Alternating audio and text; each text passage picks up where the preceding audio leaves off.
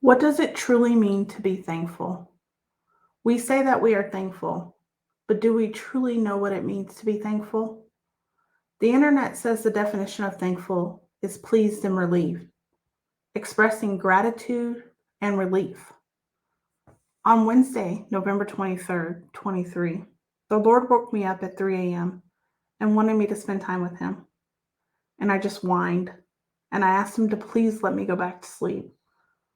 I was only focused on myself, and it had been a long couple of weeks, and I hadn't got much sleep. On top of that, for the past few days, I had been woke up at 4 a.m. for work. So, see, I was setting the stage for my sad song that I was going to tell God as to why I didn't want to get up and listen to Him speak to me.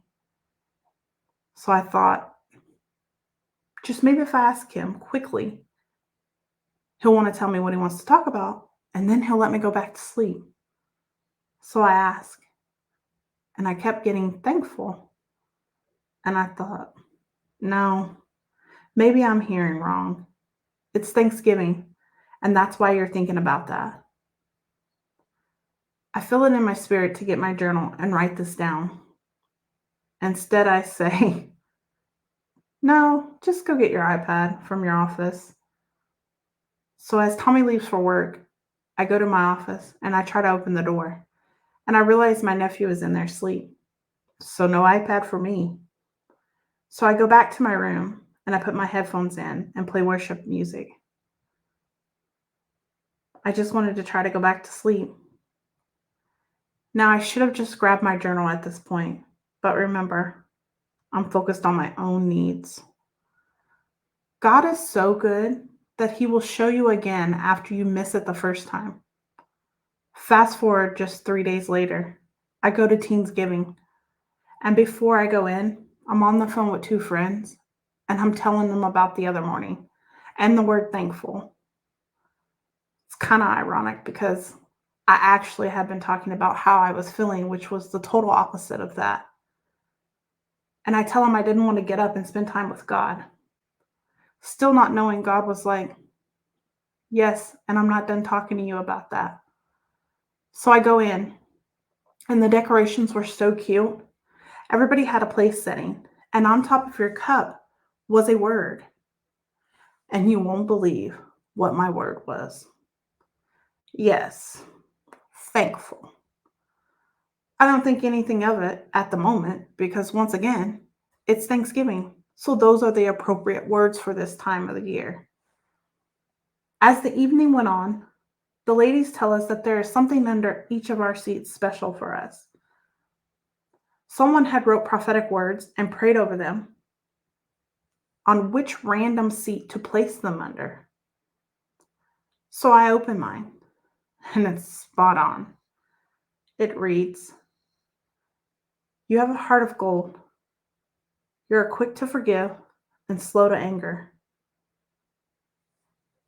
At this point, I knew God was speaking to me because my behavior was the direct opposite. Then I heard someone say, everybody's words on their cups are different too. But with all of the conversation, I forgot to double check that. On Sunday, I began to write in my journal. My heart is hurting. I'm not sure how much more of this I can take, Father. This is tough. Please forgive me for not getting up the other morning. I know there was something that you wanted to tell me about thankful, and I was disobedient. I repent, Father. I'm scared, and I'm not sure of even what.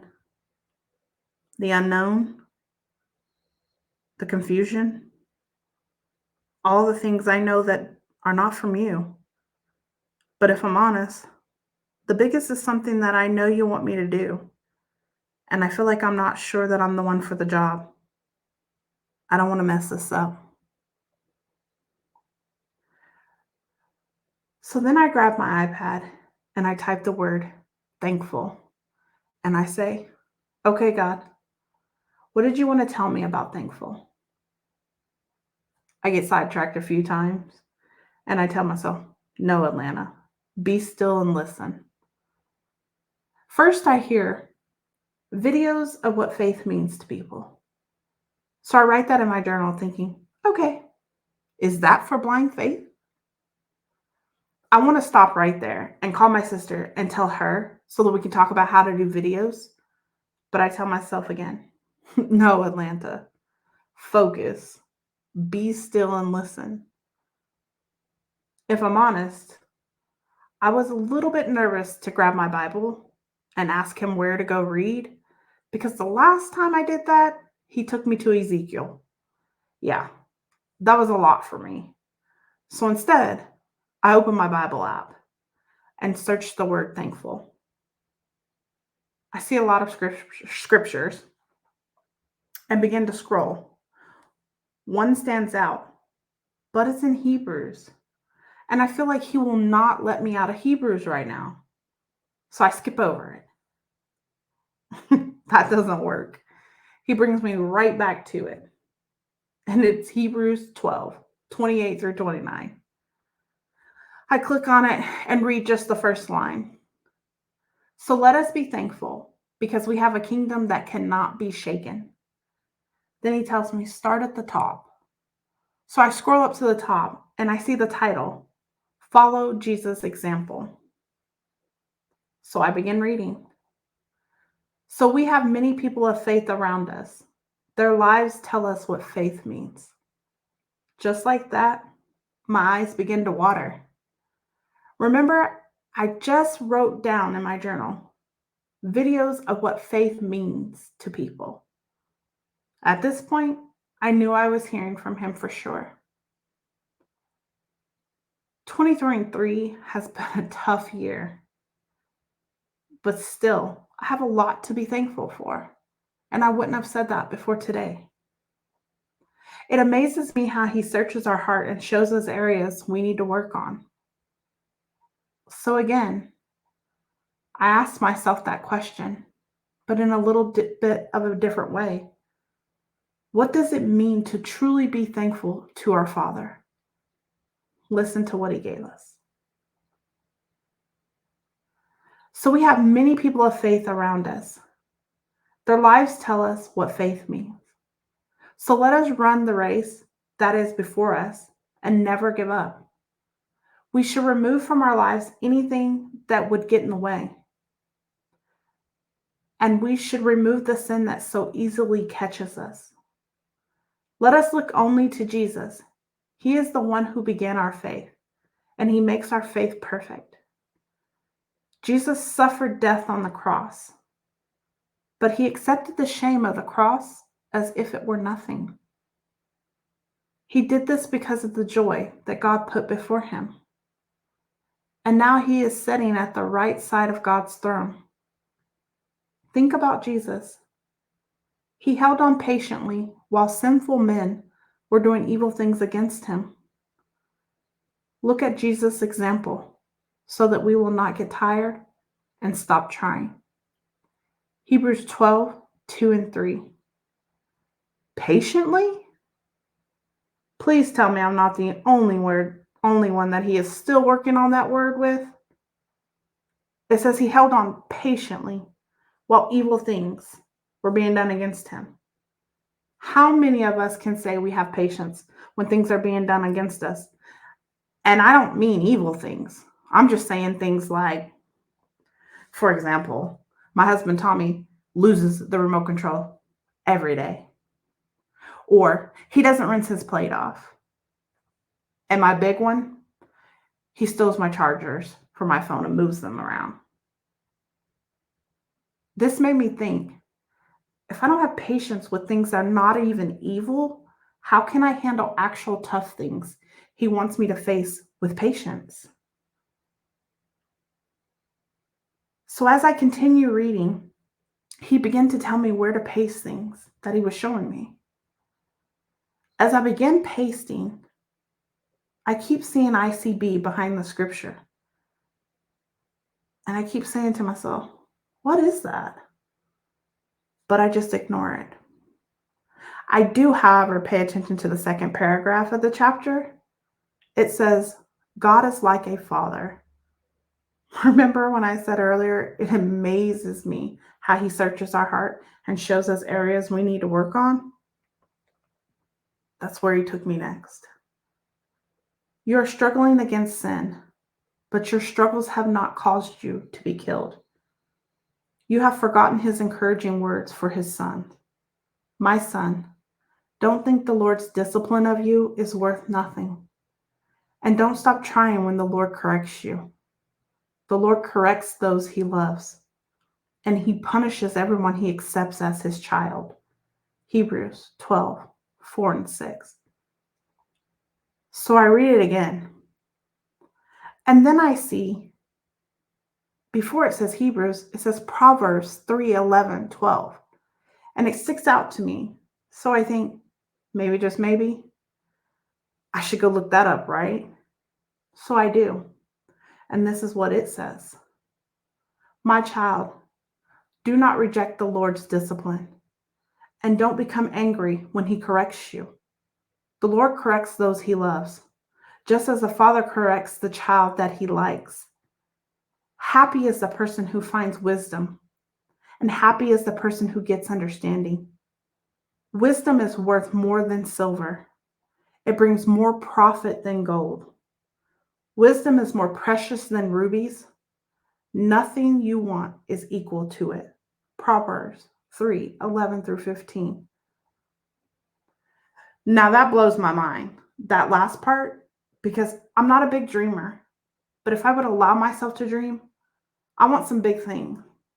And he says, nothing you want is equal to it. My thoughts were, really? Which made the paragraph easier to understand. Accept his correction like a father.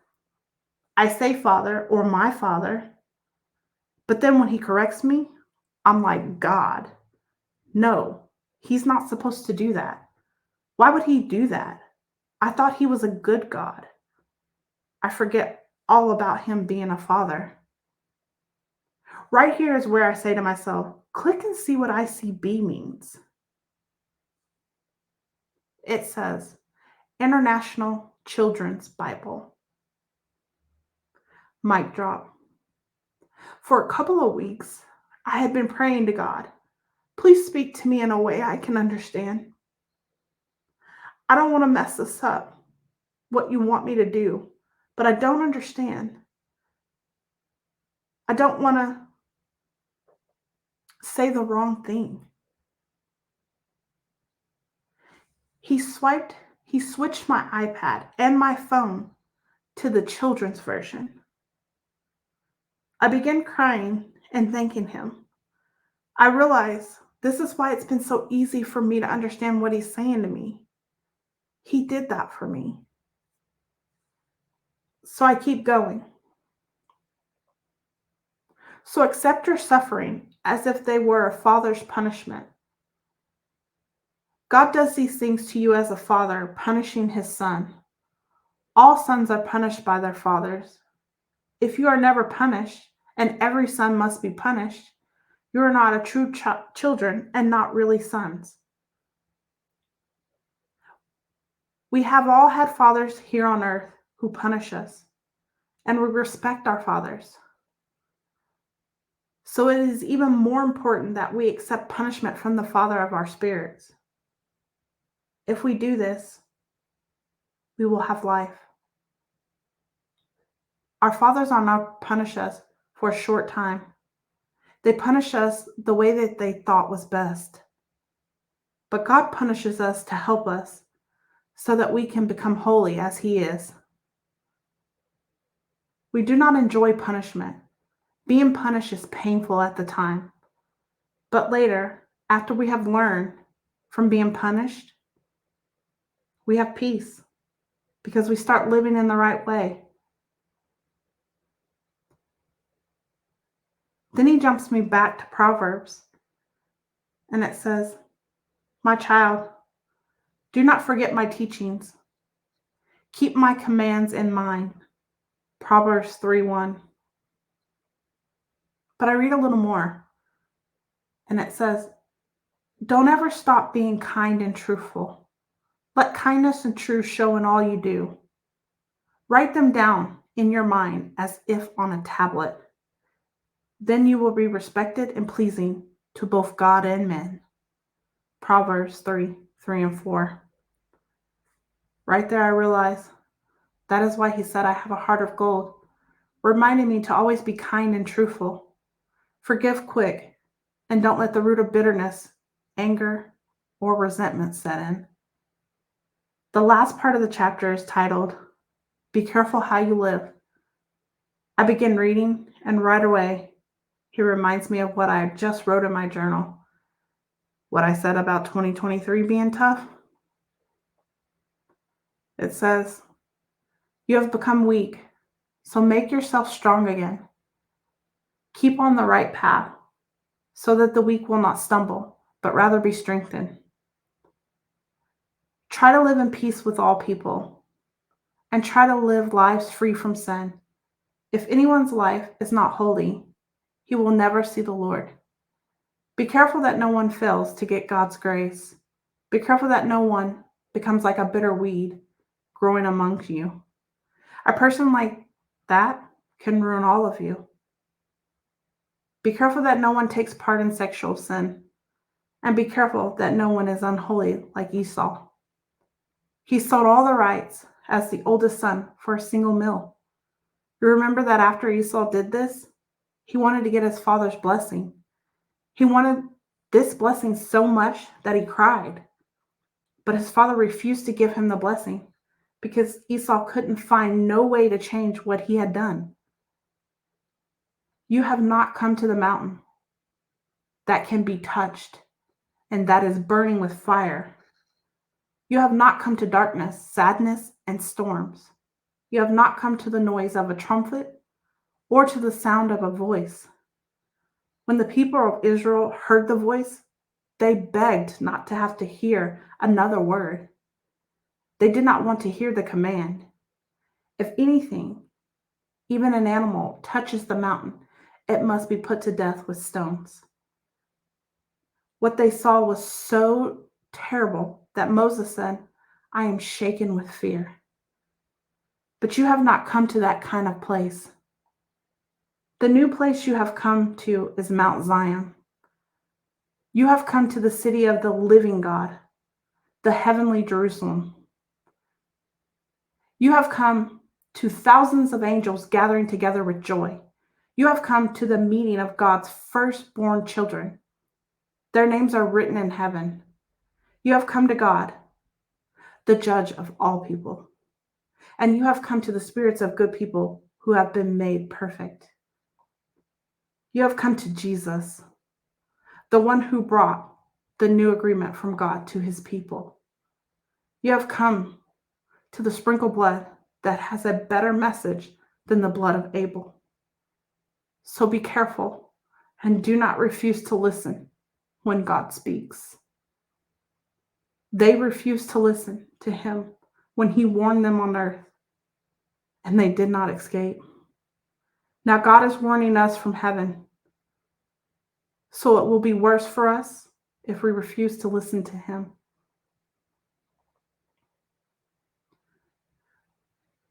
So that gave me 5 points. I realized he was saying some major things in this. This was not what I expected at all to get from my father on the word thankful.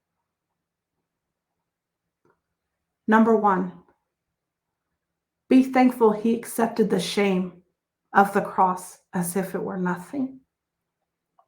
Number 2, be thankful he went before us and we have an example to look at so we won't get tired and stop trying.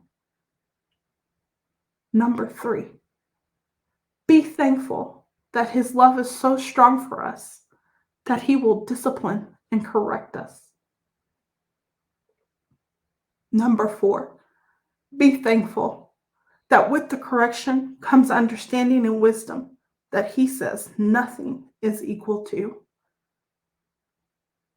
Number 5, be thankful that the King of the universe wants to speak to you. When he spoke before, his voice shook the earth. But now he has promised, once again, I will shake not only the earth, but also the heavens. The words once again clearly show us that everything that was made will be destroyed. These are the things that can be shaken, and the only thing that cannot be shaken will remain. And only the things that cannot be shaken will remain. Hebrews 12:26-27. It made me think of that song, In Awe of God. Those lyrics. Who is this king who judges with mercy, runs to the hurting and rescues the lost, who looks at a sinner through a heart of forgiveness, with arms open wide on a cross, as if it were nothing. So let us be thankful because we have a kingdom that cannot be shaken. We should worship God in a way that pleases him. So let us worship him with respect and fear, because our God is like a fire that burns things up. Hebrews 12:28.